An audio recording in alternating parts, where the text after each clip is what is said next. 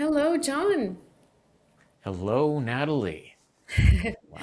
It's such a nice reunion. I love that I get to invite you in and catch up and hear about all the great things that you've been up to since we saw each other, which, as I think we were saying, it was 2021 was the last time. That's right. Yeah, yeah. Late 2021, I think it was in the September cohort for the Coach Academy. And it's hard to believe that it's been that long. And that was, of course, in the middle of the pandemic as well. Uh, and Yes, it was. really, really, it's been quite a journey since then. And it was a really memorable cohort as well. Such great people, a great introduction into coaching that really made a mark on me and how I connect with people, I think. Well, and I'm super curious to know about the work you're doing now, today, the cross-cultural work and how coaching has even played a part. I saw that you did Rosinski's training, so I'm really looking forward to hearing about that. First, I'll just tell people a little bit about what I know about you, and you can always add anything that I've missed. It seems you got your start as an English teacher overseas. Japan is what it looks like. And I think when you were doing the course, were you not doing it from Japan? I was actually doing it from Canada, but at the Oh, you were. time Okay. I was, yeah, because I had returned to Canada a number of years prior. Okay. But at the time I was teaching Japanese professionals as my previous business, self-employment, Right. and that experience. I think from that, teaching English had been something I'd been doing for 15 years by that point. Mm. And I had realized that as wonderful as that experience was, I learned a number of great things, connected with many people. I felt there was something lacking in terms of the impact I was having.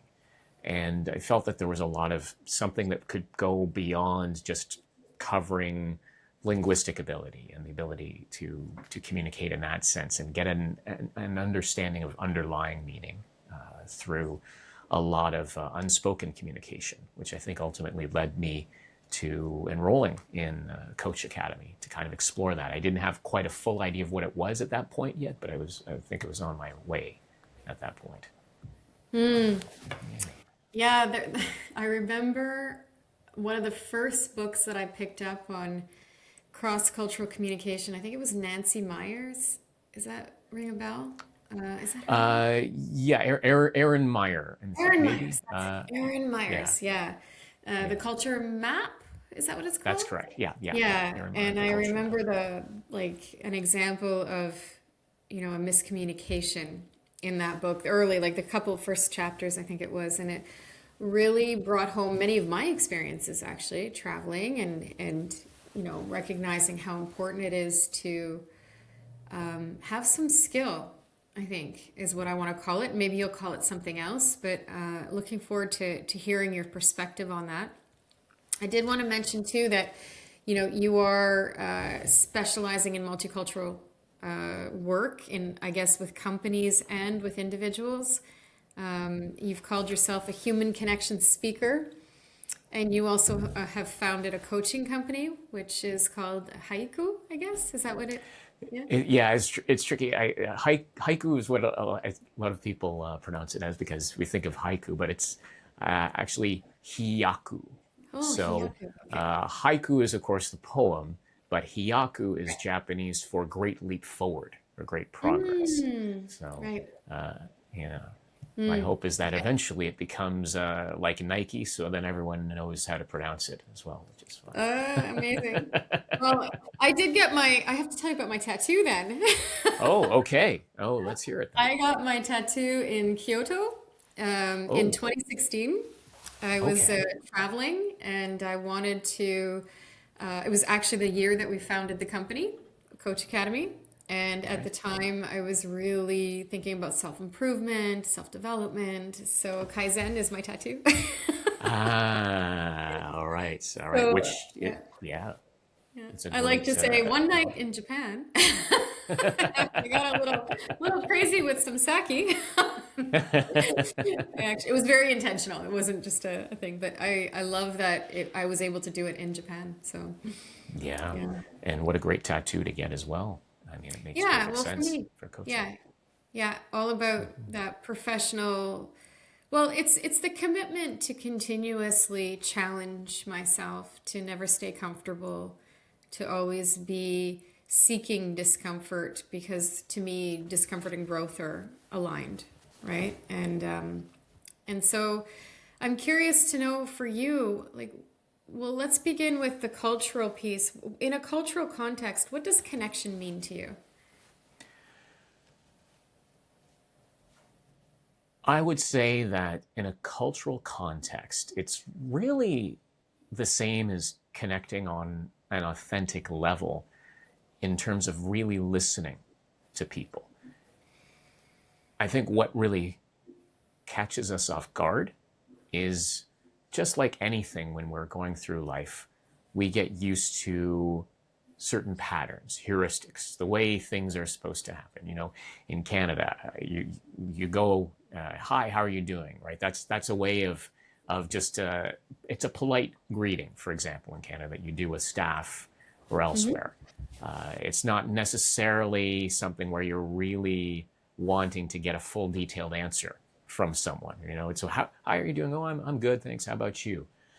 And again, that's I think something in Canadian culture, other things. So what happens is, just like most of life, we get used to our patterns. And what happens is that we can sort of operate on a subconscious level, like we do with most things, like brushing our teeth and other things like that. Where the conflict or the miscommunication comes in is when you've got two people who have different patterns that they get used to, different heuristics in terms of what's considered appropriate or what's a good way to connect, and there's a misalignment because another person who comes from that culture where you don't do that. Hi, how are you? It's just not something that's in there. Then the other person assumes, oh, they're rude. They didn't say, how are you doing? They're rude. The other person's thinking, okay, well, they asked me how I'm doing, and I tried to give a more detailed answer, and they didn't seem happy, when I said, well, I'm actually having all of these, I appreciate your concern. I'm having all these health problems, for example. And what happens is not necessarily that there's a misalignment, but it's the interpretation.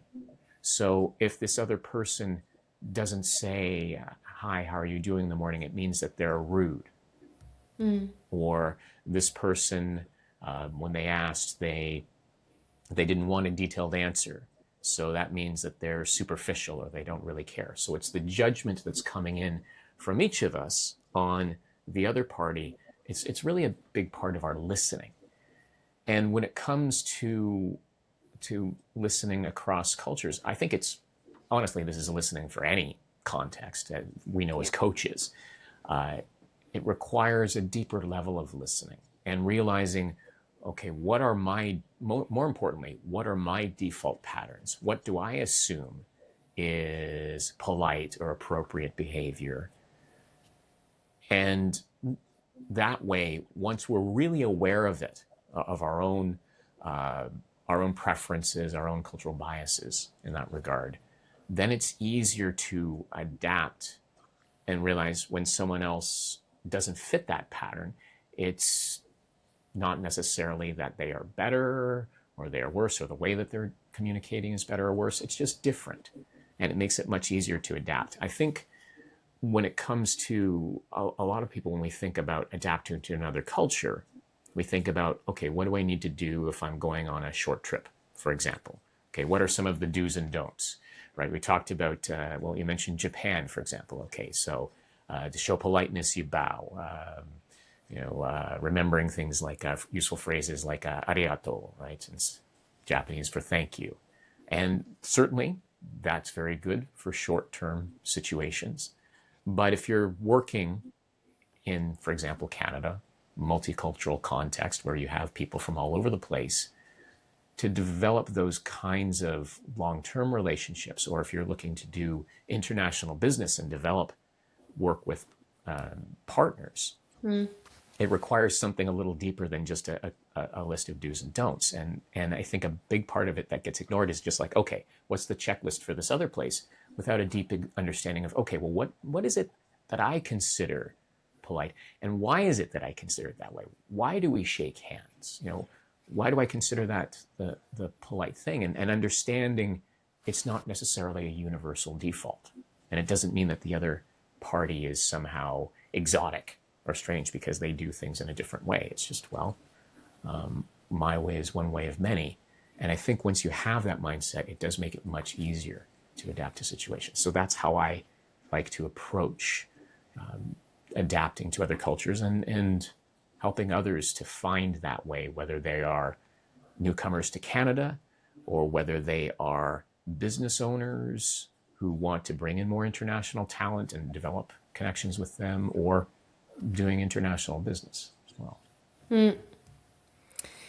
Yeah, well, so many things that I want to kind of pull out from what you just said. I often will say that the best way to be aware of your own bias is to travel, because it's almost this like wall that you hit of, oh, wait, not everybody does the same things I do at the same time in the same way, as you mentioned.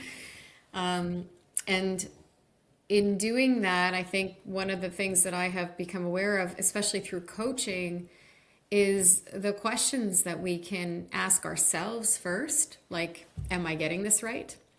And what's actually happening in this conversation, or checking in for language and meaning. These are some of the things that we do in coaching to bring down that cultural barrier. And when I say culture, I know we think about ethnicity, but I actually believe that, well, and I know that everybody comes with a culture, no matter who we are. We may look the same on the outside, same color of skin or whatever, but it's not. I think the assumptions we make are the biggest obstacle to cross-cultural communications. It's the assumption that we are alike, or we're more alike than we are different, and ignoring those differences. And so coaching to me has been a really interesting approach to cultural communications, and to staying present to what's happening and not getting lost in that patterned way of responding that we just don't question, we just do it because it's normal and accepted and familiar to ourselves. And those questions of like, what else could be true, right? What else is normal to someone else? So what do you think is the biggest mistake that people make, and maybe like the biggest opportunity? That is you brought up a lot of great points, and there's a lot of things I want to touch on based on what you said to build off, because I think what you mentioned about coming in with the idea of assuming similarity. But to get to one thing, I think, and I might say, I think that this is something maybe particular to Canadians, generally speaking, is that the assumption that we don't have a culture.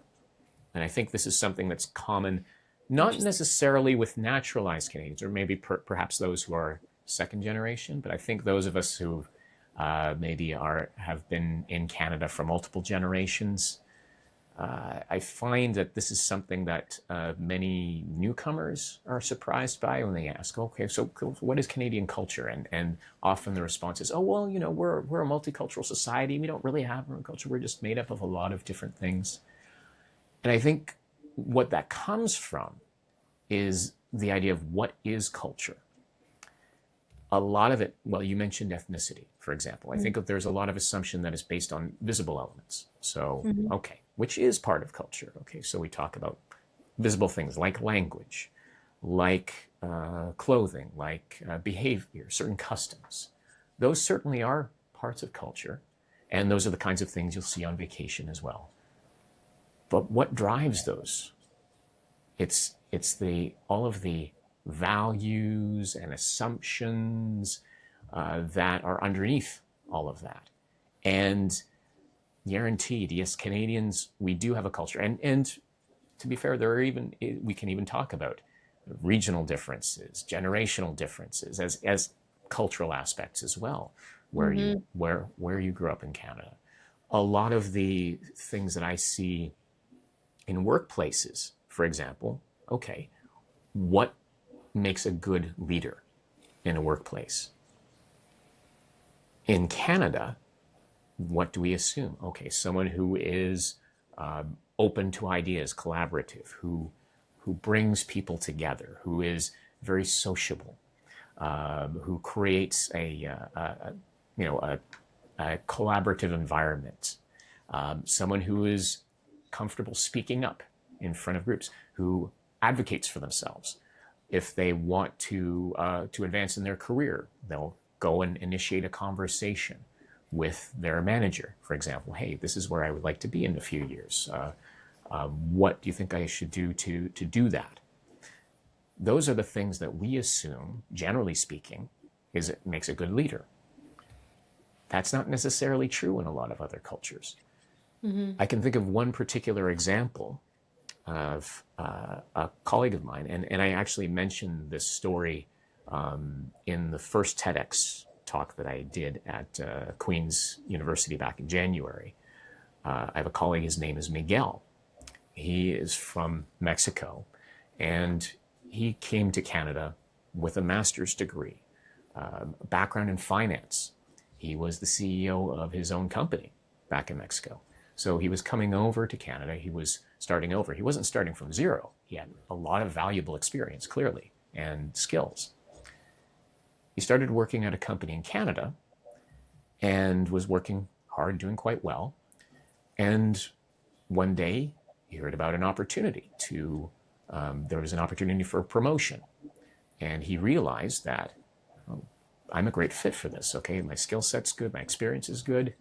So he did what he would do in Mexico, which is he put his head down and he worked hard and delivered results. And he trusted that eventually, when the time was right, his manager would come and tap him on the shoulder and say, hey, we think you've been doing a great job. We'd like to offer you this position. That's how things worked in Mexican business culture. So he was shocked when someone else who was more vocal and had less experience and less skills than him got the promotion. He was, again, but he decided, okay, well, you know what? Maybe next time. Another opportunity came. So he put his head down. He worked hard, delivered results. And it happened again. He again lost the opportunity to someone else who was more vocal and less experienced. And it brought him to the point where he finally went to his manager, which did not feel natural or comfortable to him, to go to his manager and just have a conversation and say, hey, there were these two opportunities. I thought I would have been a great fit. And I'm just curious, why you didn't talk to me about them. And the manager's response, they were stunned. Oh, I didn't know you were interested. Actually, I thought you would have been a great fit, but you didn't say anything. And that was a huge difference, right? Because we had these different cultural ideas of what's an appropriate way to get a promotion. Is it by delivering results? And you wait for your manager, because in Mexico, if you say, hey, I think I'd like to get this opportunity, that's considered a sign of arrogance. And how are you to go and ask us for opportunities? No, you wait your turn till we decide. There's a much greater sense of hierarchy there versus Canada, which is a flatter hierarchy. So, but because there was this misunderstanding, Miguel lost out on these two opportunities, and more importantly, the business lost out on someone who could have been a great leader, because eventually he moved on. And it was all just this misunderstanding, because of different assumptions about what is appropriate behavior. And it wasn't ever explicitly taught, because in Canada, we don't realize we have a culture, right? So I think that that's a big mistake. And that's why I say it's so important for us, to understand what our sort of personal defaults are, and to never assume that, there is no such thing as not having a culture. We all have a culture, right? Whether it's influenced partially by our nationality, by our professional backgrounds, by our experiences. And once we understand that, then it's easier to adapt and to help others to make the best of themselves. Yeah, and I'm thinking back to when I used to work with people who were expats going to work in other countries. And one of the things that we learned was that helping a person adapt to another culture, it's not good enough to speak to somebody from, let's say, Miguel from Mexico. It's not good enough to just speak to somebody from Mexico to say, what can I expect? Because like you said, the Canadians don't even realize what is considered to be accepted and familiar to them or appropriate. I couldn't name that to you if you had asked me what's important to know about business culture in Canada.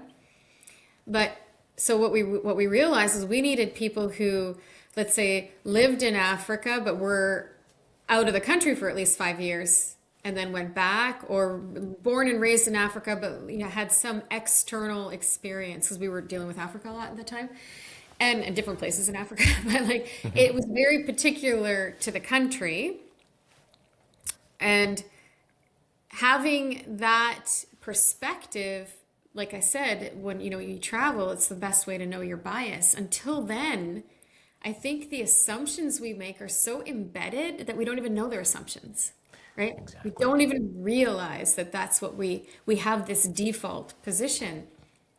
So what are some ways that like we can be more aware? And I'm thinking of coaching, and I'm thinking of knowing your client as a coach and recognizing what cultural components are important to somebody. And like you said, culture isn't just ethnicity. It could be my job. I might, human resources has a culture. Accounting has a culture, right? Engineers have a culture. We have community culture. We have family culture. We have age and gender culture. Where do we begin? Well, as you said, travel is a great way to start on a personal level. With that being said, travel alone by itself, of course, doesn't necessarily mean anything. You have to have that. One has to have that openness and to be aware, because we've seen people. I mean, I've gone on trips to some countries sometimes where I get an opportunity to really engage with the culture, and sometimes I've had ones where it's like, okay, I'm gonna spend time on the resort, which is nothing wrong with that. It's good every once in a while to spend time on the beach, but I think even in those circumstances, it's possible to.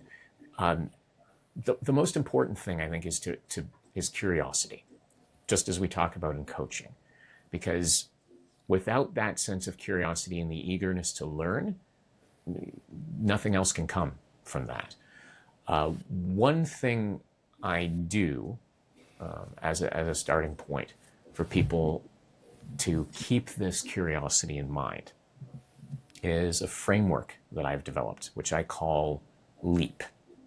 So it's 4 steps, and it's something that you can use anytime you're encountering a situation where things maybe don't feel, you get that gut feeling that something's wrong, in social situations or the way someone's behaving. And so it's 4 steps. So L for let go of assumptions. E is engage with curiosity. A is assess possibilities. And P is perform with insight. So it's really just a simple mental reset in the situation. Okay, letting go of assumptions. Oh, this person's doesn't say hi to me, so that means they're rude. Okay, well, hang on a minute. What else could be true here? Maybe they're having a bad day. Maybe they're from a culture where they just don't do that kind of greeting. I can think of certain cultures where that's, saying hi, how are you to strangers could be considered superficial, right? Why do you care? And that's just the default. Engaging with curiosity, asking questions with, as we know, as we always teach, not to try and trap someone, but with the intention to learn.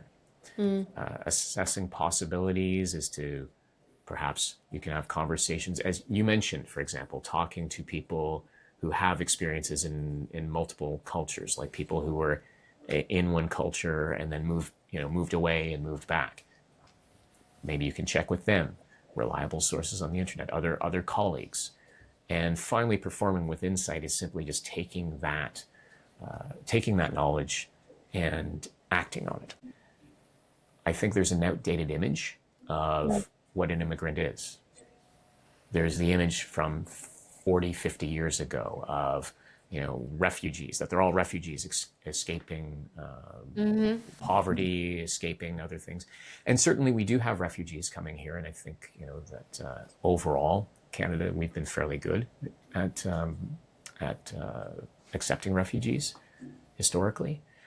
But a lot of them are economic migrants who are skilled, like Miguel, who have a lot of valuable experience. And yes, they would like to come to Canada because maybe there's certain aspects of the quality of life that they would prefer, but it's not like they can't go elsewhere. Maybe they might decide to go back to their own country or go to another place where there are other opportunities. So if things are not working for them, well, if we want to hold on to this talent, it makes a lot of sense for us to kind of meet people halfway and find something that works for everybody, as opposed to just assuming, okay, it's up to them to adapt to us. So I think that's why it's valuable for no matter where you are, whether you're adapting to another country or whether you're in your home country, trying to attract international talent. Well, what do you think? First of all, because I'm not super familiar with what strategies companies are applying right now for inclusion, strategies in corporate world. What are the actual strategies that people are applying, more importantly, that companies are applying to create diversity, inclusion, equity among people in organizations, multicultural people, and what do you think is missing? I think that the companies that are doing it well are the ones that recognize two things. One, how morally right it is to, and ethical it is to adopt these kinds of strategies, and two, understanding the true benefits of it. I think where a lot of companies stumble is when it comes to thinking about it, as we talked about, on a more visible level. Okay, so we're going to promote this diversity, so therefore we're going to get people from this category, from category A, category B, so that people can see, okay, we have people from different backgrounds, different orientations, different facilities, but they don't really get into it on a deeper level, right? It's all about optics, and then there's no real actual commitment to it. Okay, so we may have a fair amount of diversity, maybe on the front lines, but not necessarily in the top levels. The real value of diversity from a business standpoint is having different perspectives, because diversity drives innovation and drives results when people are communicating effectively. And what's required for people to communicate effectively? One of the key things is something that we understand as coaches, which is creating a safe space. You can have people who are bring them in from different backgrounds and different experiences, but if they don't necessarily feel safe to communicate what's on their mind,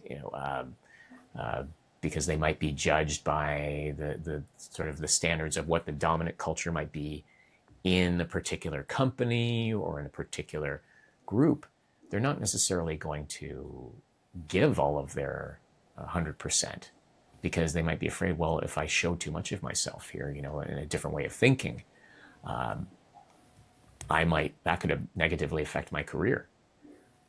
So if you don't take into account a lot of that deeper space, and one way to do that, I would think, is having more open discussions and about culture. For example, this is what I've seen companies that do this more effectively. And it doesn't necessarily require having a deeply detailed DEI policy. Mm-hmm. I think that that's something that a lot of people seem to get wrong, is that, okay, this means we have to have all of these words that we can't say. Like it seemed DEI is some kind of restriction. Oh, okay, so we have to shy away from these things. We have to be careful. We have to walk on eggshells.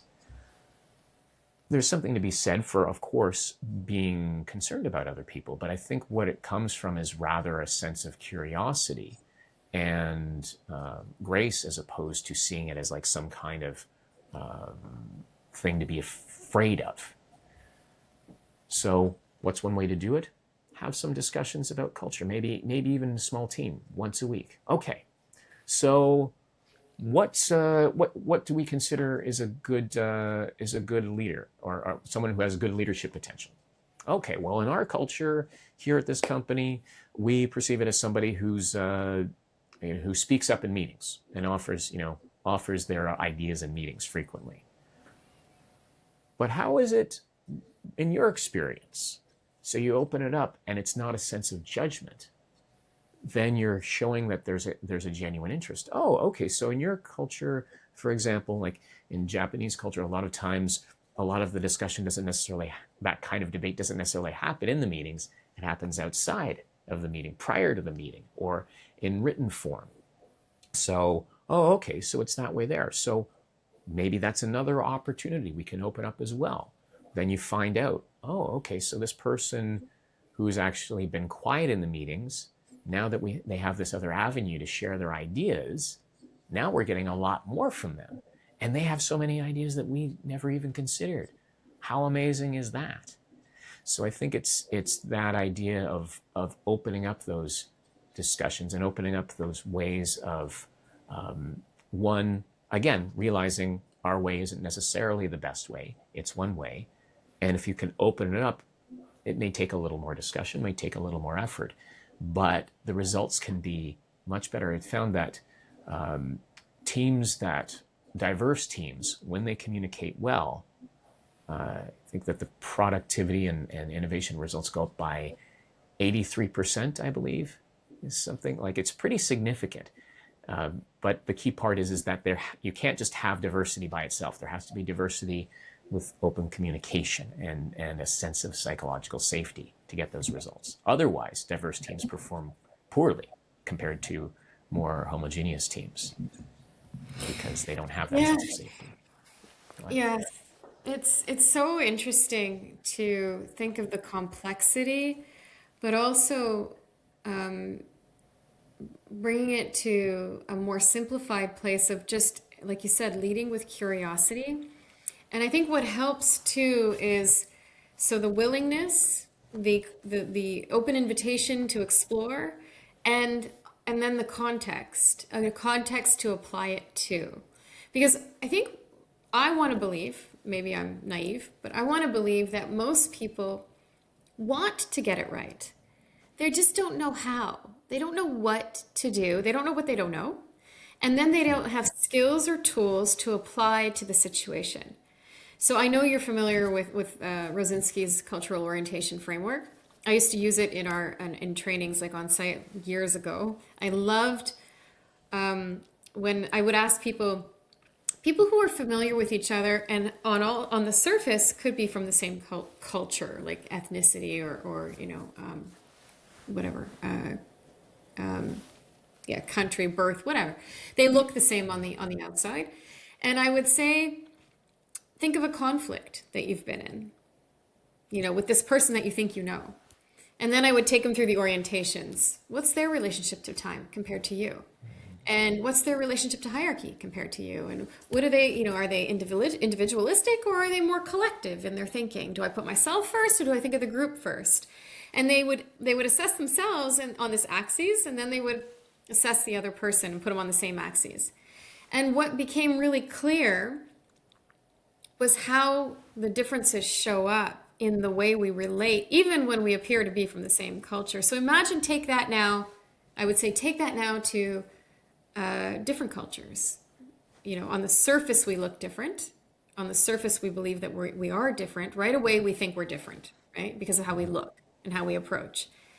And now take that to that same framework and see, like, how does that work? What do you not know? And a lot of it would be blank because, I don't know how they relate to time. I don't know how they relate to all these things.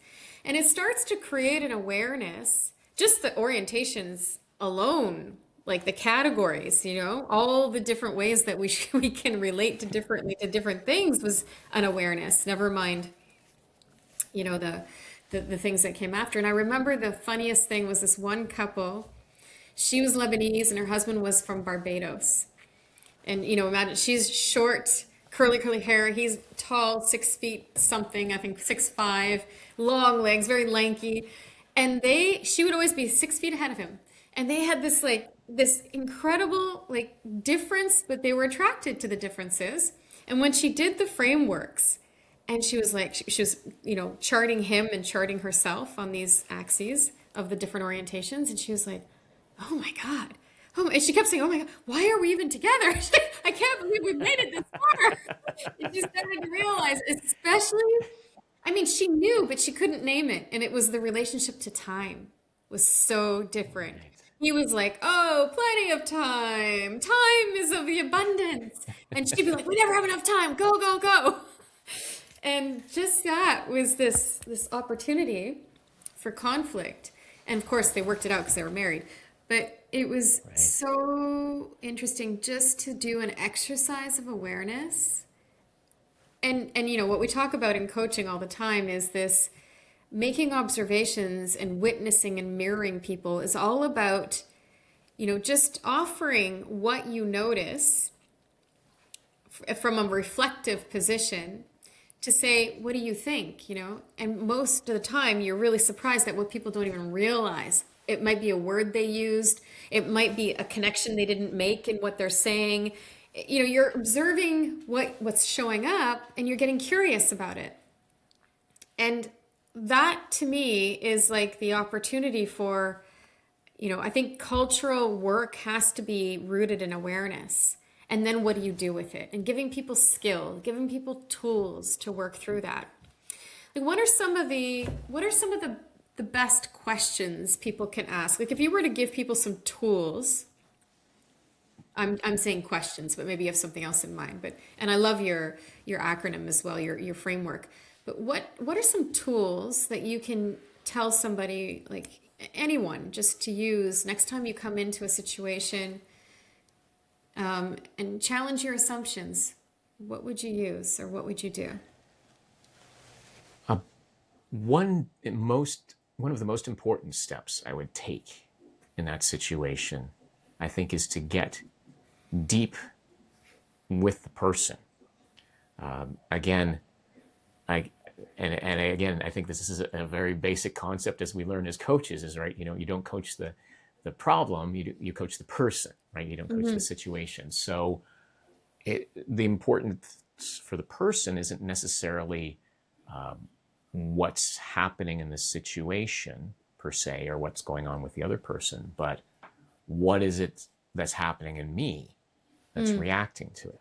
And I think that's where, again, it links back to what I was talking about, is understanding influence of culture on ourselves. Again, so that point of, so for example, if I'm coaching, if I coach, one example I talked about with, I worked some time back with a president, she was Japanese, of a small company of distributing industrial parts, that were manufactured in Japan and distributing them to different parts of the world. And she is based in North America. So she was Japanese. And most importantly, she didn't consider herself very Japanese. She would say, she's not very typically Japanese, right? It was kind of her impression. And, I think when you would meet her, you kind of wouldn't think of her as sort of, okay, she's stereotypically Japanese. If we think of stereotypes, right? The idea that people are, that they're quiet and reserved. And she was very, very, very energetic, would hug people, things like that, which again doesn't fit that stereotype. But she was having it was interesting because she was having a bit of a challenge relating to some of her employees, particularly some Canadian employees. Because when there were times when the company would go through some financial difficulties, for example, she would find that employees from, say, maybe other parts of Asia would stick around, but that the Canadians wouldn't necessarily stay as long. They seemed to be, they would leave fairly soon after, kind of, if there were some financial difficulties and maybe they didn't get paid right away. And she kind of was judging them in the sense of, well, that's very, very selfish. Don't they have any kind of loyalty? And I think from that we sort of explored, okay, so where's that coming from in that sense? And it was interesting that she realized that although in many ways she didn't sort of fit that sort of stereotype of being Japanese, there was that influence. She had some influence of that sense of, okay, well, we show loyalty to the group, going through, it's that idea that to some extent, the company is something that you show loyalty to, and you work through the group even if things aren't necessarily best for you in the situation. You want to, preserving those relationships is important, and working together and going through challenges together.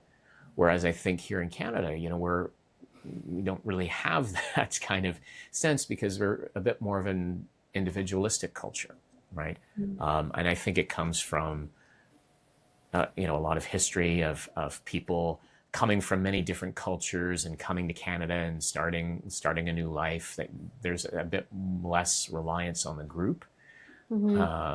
And so that kind of influences, and that also, influences like a lot of the corporate behavior. There's not necessarily a lot of loyalty shown sometimes from corporations to their employees.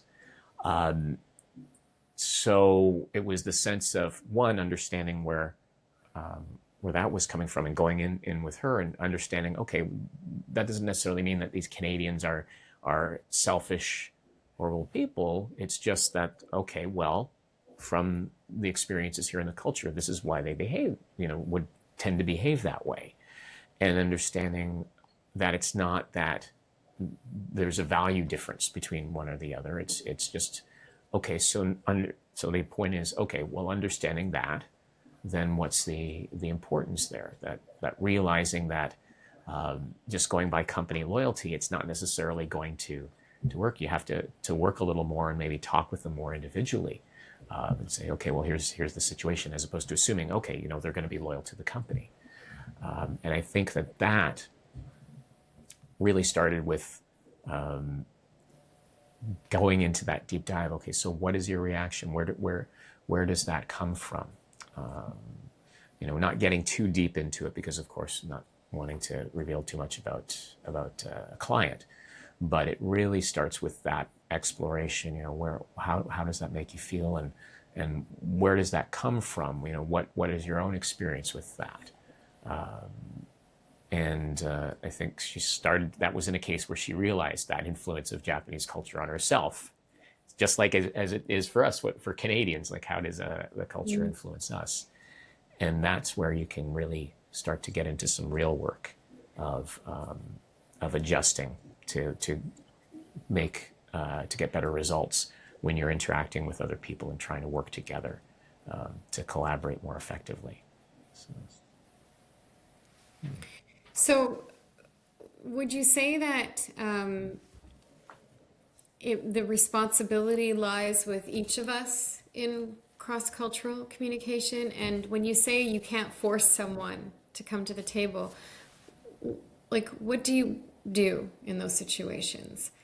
I guess the question really is, what are we responsible for as people in these situations?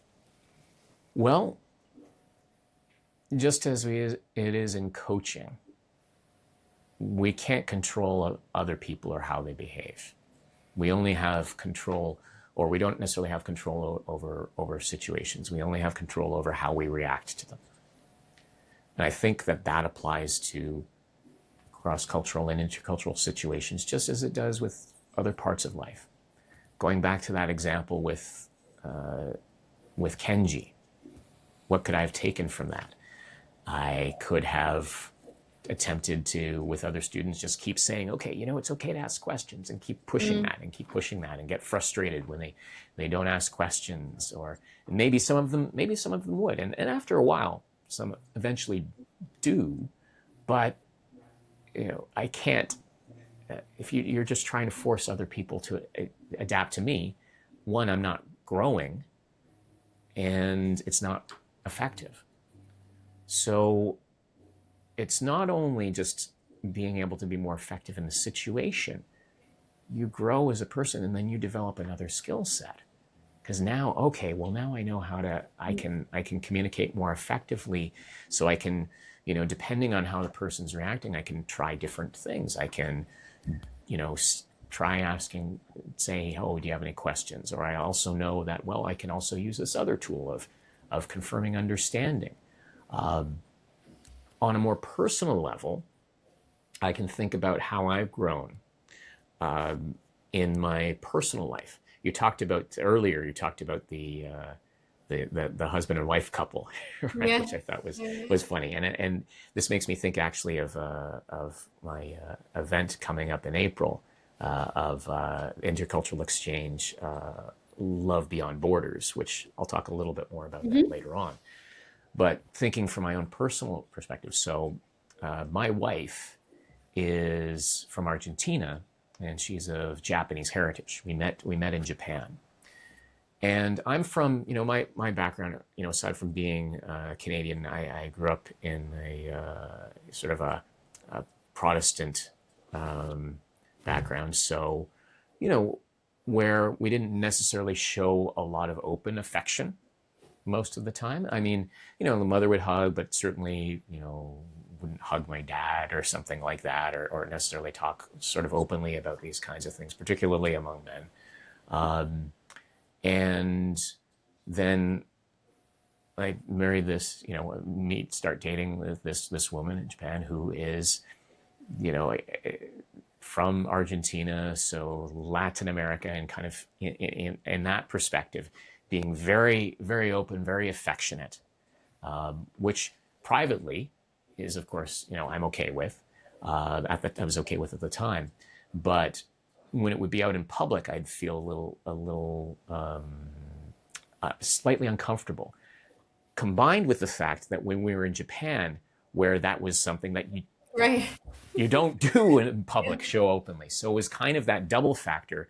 Because also at the time I was being concerned about, okay, well, I don't know, is this appropriate to do in this environment? And I got very, very, I got kind of a little bit uptight about it, I have to admit.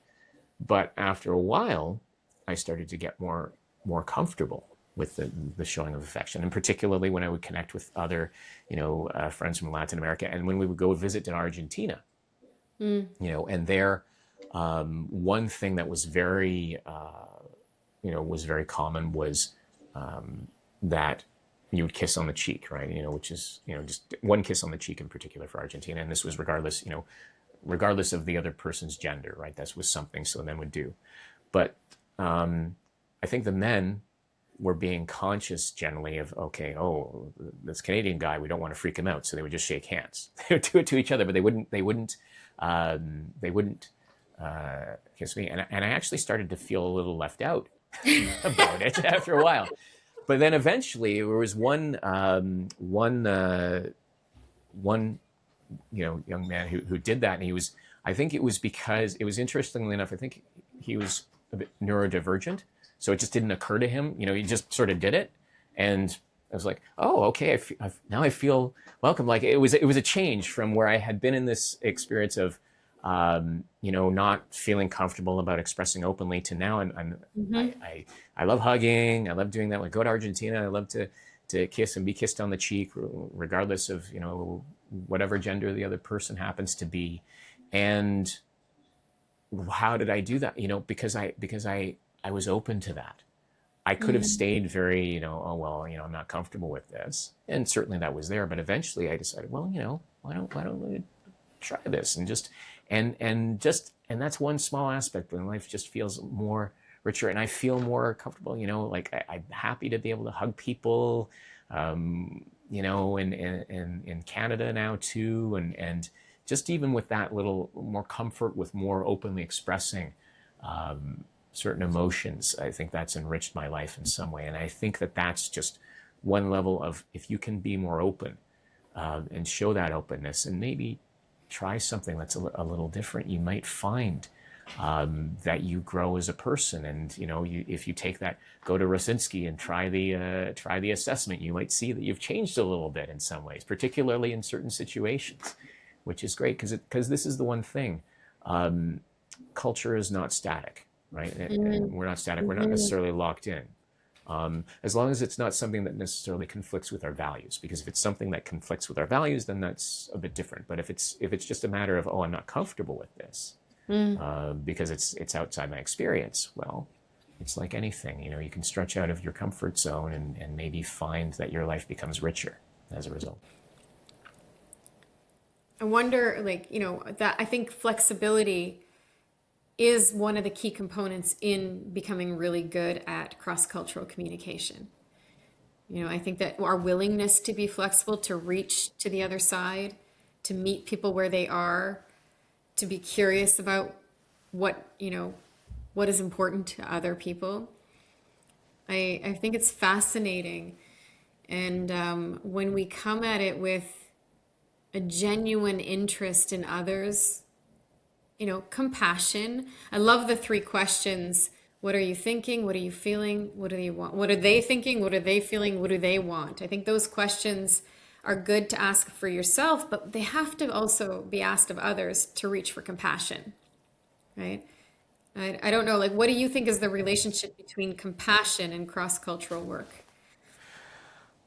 I think that they are linked in a way that you can't separate them. There has to be that sense of compassion and empathy Mm-hmm. to be able to understand. Otherwise, I think there's a tendency to other, whether it's intentionally or unintentionally.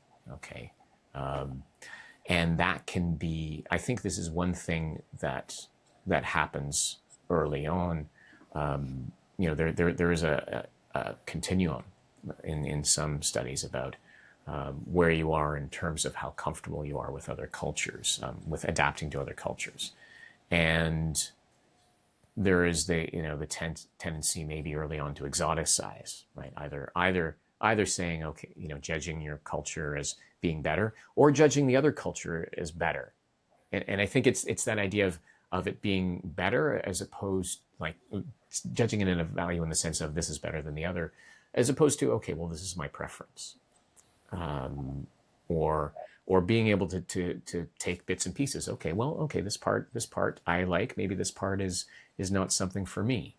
And to your point, what you said about values, I think you really have to have a great understanding of what your values actually are. To be able to make that distinction between, is this something, because there may be some things from some cultures that may in fact conflict with your values, and that's fine if you recognize that.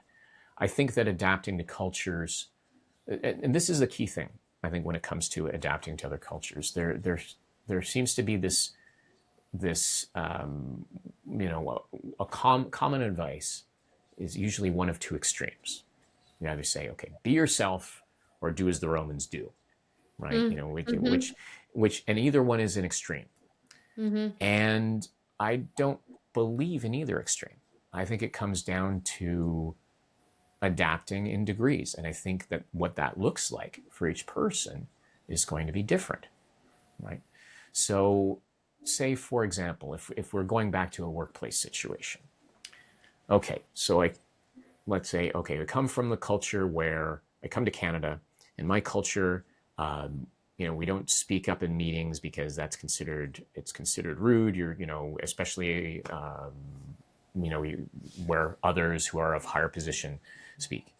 But here in Canada, it's expected that that speaking up in meetings demonstrates that you're engaged, that you're potentially leadership material.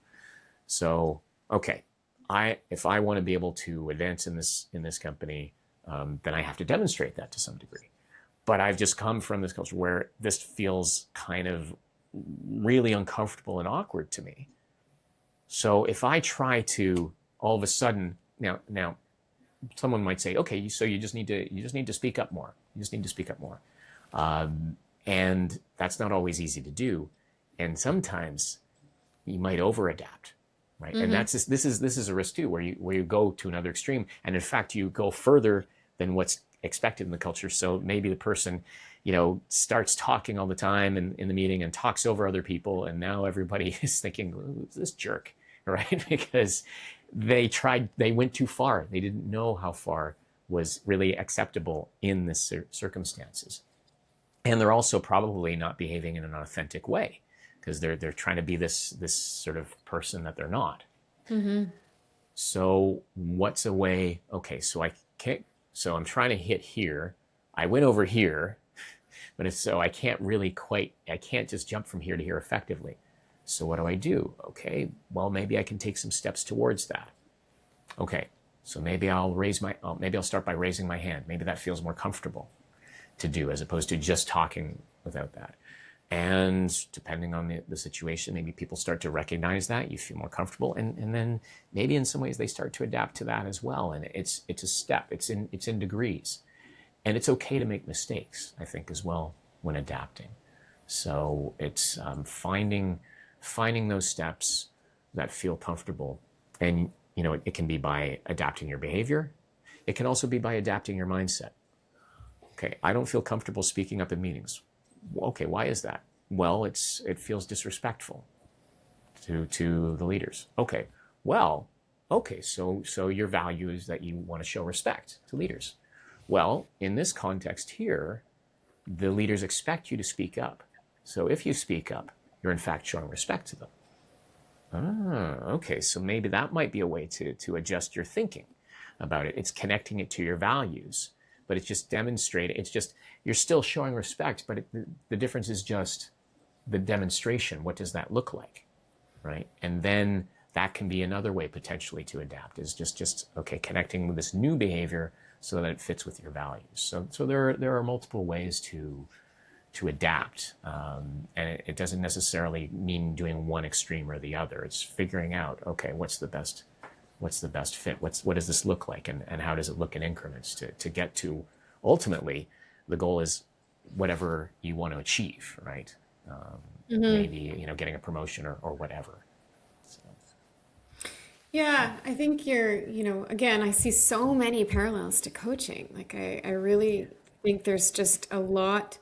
I often think of coaching as the language of, culture, language of communication across culture, language of inclusion, if you will, because it really does bring down barriers. Just the questions I ask of myself, the questions I ask of others. And I'm hearing in what you're saying, it requires a real willingness to come to the table, a real willingness to be coached, right? To question yourself, your values, but also to say, what do I want and what am I willing to do to get that? What am I willing to learn about the other person and culture? What am I willing to adapt in myself? And how flexible can I be or will I be? So those are great, parallels to coaching. And I also am thinking about what we talk about often in coaching is I don't have to agree. I can accept, though. And acceptance doesn't necessarily, I think a lot of people fear that if I accept, then I will be perceived as agreeing. And so people get their defenses up and they want to make sure that everyone knows I don't agree. But to me, acceptance isn't agreement. It is simply allowing someone to have their custom and their tradition or whatever you want to call it, and accept that that is what is comfortable for that person. Maybe curiosity can come after that, but it doesn't mean that I need to agree that, that I accept. I don't know, I'm trying to think of an extreme thing of like eating bugs, for example, or a delicacy. I don't need to agree. I can accept and I don't need to partake, but I can create space for it, right? And I think that's always an option for people, to lean into that acceptance and stand, firm in your values while also creating a lot of space for others to stand in theirs. That would be a really nice compromise, I think. Yeah. Yeah, yes, I think so. I think it's, as I said, there's a lot to consider, and having that flexibility, as long as you feel you're being authentic to yourself and being respectful of others. I think that there's a lot that you can do with that kind of ability, and having a deeper understanding of where you are and who you are as a person really facilitates a lot, and really makes adaptation an easier process.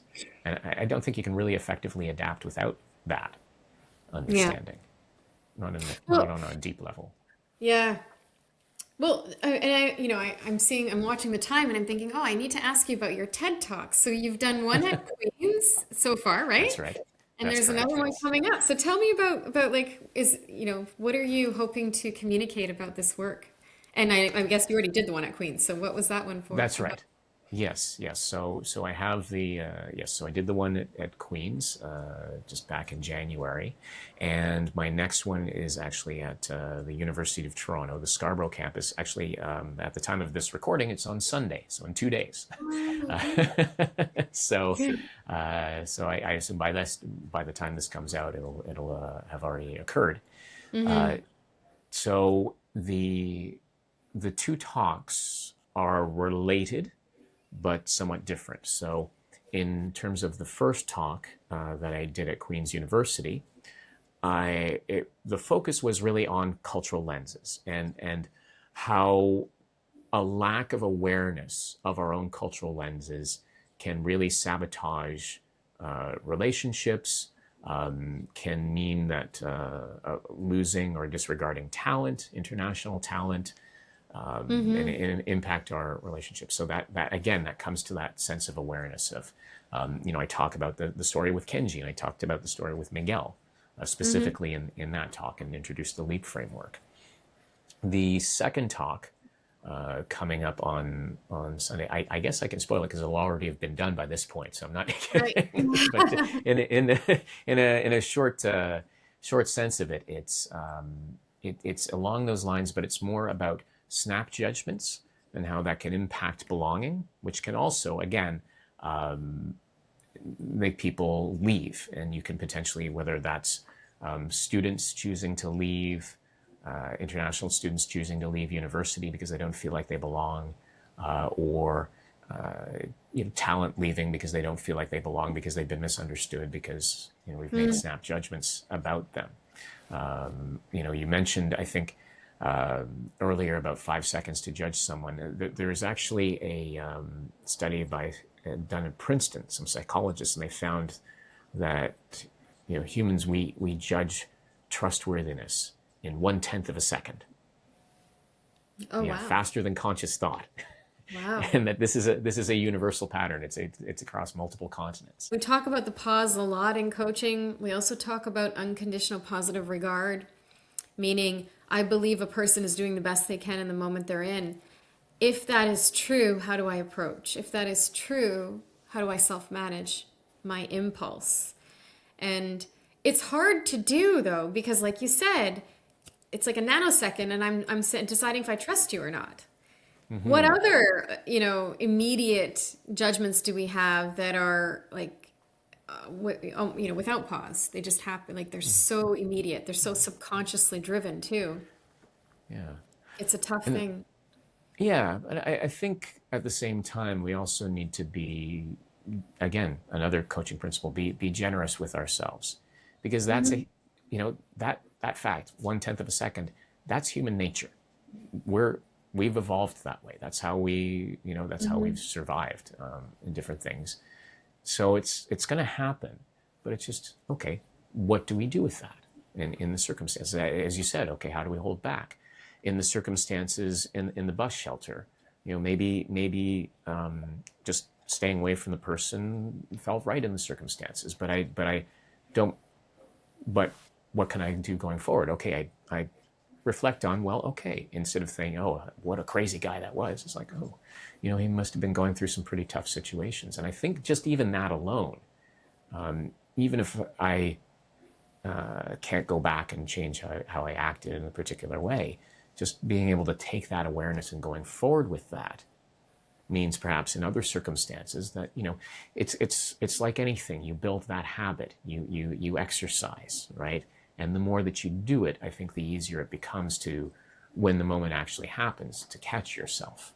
And it takes practice. And I think that you said, there is value in that of just, okay, how do I hold back? How do I not react? Maybe in a negative, in a harmful way to the other person, for example. Yeah. Yeah. Yeah, that's so good. Well, congratulations on both of those talks. That's great and important messages, I think, for the world as well. And you have an event coming up that you wanted to mention. Yeah. Yes. It's the first. The idea is that it's the first in a speaking series called the Intercultural Exchange, and the theme for this first event, as I mentioned earlier, is love without borders. So it's a speaking event with storytelling, a storytelling lens. So I've invited 4 speakers who have, all of them, what they have in common is they have romantic relationships or have had romantic relationships across cultures, and the experiences that they've had with that. Because I think many times a lot of the literature regarding intercultural communications tends to be focused on a more academic or more business lens. But, to your point, the story about the couple or my experience, right, with my wife, it shows up in everywhere. So it's the point is to make it something that's a little more accessible in that respect, and to tell stories that are maybe funny or even heartbreaking, but it's the whole purpose is to make sure that people don't feel alone. So this is going to be an in-person event in Toronto at the Black Swan Tavern. Of course, we'll be sharing links to that as well for that. And I think it's going to be, it's going to be a great time. So something that's going to be relaxed and hopefully funny. And there will be opportunities for passion shares. So you can put your name in a hat. If your name is drawn, then you can speak for a couple of minutes, so it can be an opportunity to maybe reflect on something you heard or share your own experience. So we're looking to have some have something that's fun, an opportunity to share, and for an opportunity for people to realize, hey, I went through that, so it's not just me, right? Yeah. That's the point. So I'm very excited about this for this first event. The Intercultural Exchange, Love Without Borders, on April 14th. Great. And I really love the passion. What did you call it? Passion shares? I like that. Yeah. It's a term I stole from Speaker Slam that I competed in, because they had something similar. And actually, I have one of the organizers helping me with this. So I think it's okay to steal it from them. Great. Yeah, that's good. Well, you gave him credit, so there you go. Yeah. Well, thanks so much for being here. I do have 2 questions to ask you that I ask all our guests Sure. as we leave. And so one of them is, if you could pass one message on to your younger self, being who you are now, reflecting back and think about a time when you were young and impressionable, what would that message be about life? I would say, don't be afraid of taking a risk. A big part of my life, I think, really just in the past few years, my life has taken a very different direction and a much more fulfilling direction because I stepped out of, I left a fairly comfortable teaching job. I was initially pushed out because of layoffs from COVID, Right. but I had the opportunity to go back to it.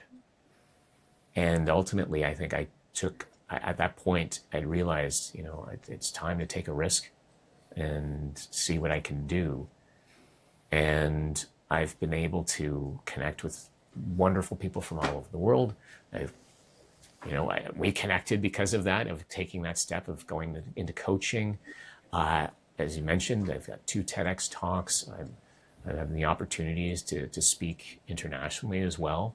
And all of that is because I was able to, believe in myself and take a risk, and also, more importantly, have people who believed in me and supported me. And I think that's the other thing, is connecting with people who are really supportive, and support them too. I think so. That might be 3 things, maybe, as opposed to 1. Yeah. I hope Yeah. that's okay. No, that's absolutely okay. And the second question is, if you had an opportunity to ask one question of the universe and get the answer to that question, what would the question be?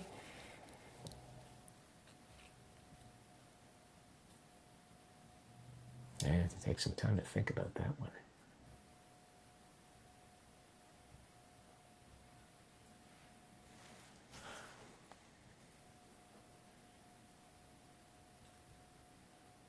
What does the world need right now? That's a good I think that's the thing, because on the surface, I think it's very easy to say, okay, well, this if we just did this, this would solve the problem. This would solve the world problems. But I think that there's so much interconnectedness that we don't necessarily realize, and there's so, because life, I think, in many ways, particularly on a global scale, is so complex that if we tweak one thing here, or we make this big change here, it has this other effect on the other side of the world that we may have no idea of the impact. So I think, in that sense, is like, maybe it's like, where do we need this, the flutter of the butterfly wings here to have this effect, to make, whether it's to make the world safer, or to make the world better for the majority of people, or something. I don't necessarily know if I could easily understand the answer, because maybe that would be so complex. But I think maybe a better one would be like, what can I do to make the world a better place, even in a small way? Maybe that's a better question, because then that feels like something that we can take action on. Because I think that there's a little bit that we can do, even at one time. Maybe it's just taking the time to listen to somebody else. Maybe it's taking action in some way.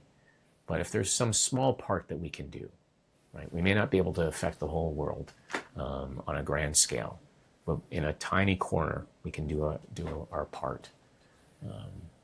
I think that's important. So maybe it's like, okay, so how can I make the most important impact?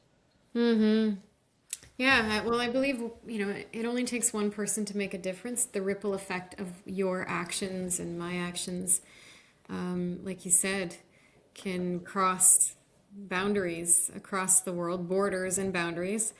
And we do believe, or I believe, in this program is all about the power of connection to change lives. And when it's done on purpose, when we do it with intentionality, I think we have the power to change the world. So thank you for your contributions to that, and for all that you're doing. And it was so great to catch up. I'm really happy we got this time. Yeah, absolutely, Natalie. This is a great pleasure. Thank you so much for inviting me on. I've really enjoyed our conversation today. Yeah, thank you. And people will be able to reach out to you. We'll put your links in the show notes, but if you want to give people your website, or what's the best way to reach you? Absolutely. I think it's fairly easy to find me. There's my website, johnedwardmcgraw.com. And I think all of my socials, are a variation of John Edward McGraw. So you can find me LinkedIn, John Edward McGraw. My Instagram is John Edward McGraw. My Facebook is John Edward McGraw. So there are multiple ways to connect with me. I'm active on, I'm most active on LinkedIn, but I'm quite active on Instagram as well. So you can follow me there, send me a message there, connect with me through my website. There's multiple ways to reach me. So as long as you do that search, John Edward McGraw, I think it's fairly easy. Key point, I used to go by John McGraw. Well, and obviously I still do, but there's a lot of John McGraws out there, but not so many John Edward McGraws. And this was advice I'd gotten from branding. So yes, Good. Yeah, do a that's search great. for John Edward McGraw. You'll probably find me. So, Okay. Well, thank you. And we will put that in the show notes. So again, thank you so much for bringing such value to the conversation today. yeah, it's been a pleasure. Thank you so much.